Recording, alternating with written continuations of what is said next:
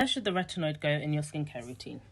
The ideal situation would be you wash your face, you let your face dry, you put on your retinoid, and then you let that sink in and moisturize a few minutes after. This would allow your skin to absorb the retinoid at its full concentration. But some people can't tolerate their retinoid when they put it on a clean face. So what those people should do is wash their face, put on a moisturizer, let the moisturizer sink in, put on their retinoid, and then put on another layer of moisturizer. This is called the sandwich method. By putting on that layer of moisturizer before your retinoid, you basically dilute the concentration of the retinoid that actually reaches your skin. So the plan would be over time, your skin would become accustomed to the retinoid, and you can go back to washing your face, putting your retinoid on a clean face, and then putting your moisturizer on afterwards. Another option would be to wash your face, use a soothing toner or hydrating serum, then your retinoid, and then your moisturizer. Some people can't even tolerate that. So what those people can do is wash their face, put on their retinoid, leave it for only about 20 minutes, wash it off, and then put on their moisturizer. This is called the short contact method. And over time, you'd be able to increase the amount of time the retinoid stays on your face until you no longer need to wash it off.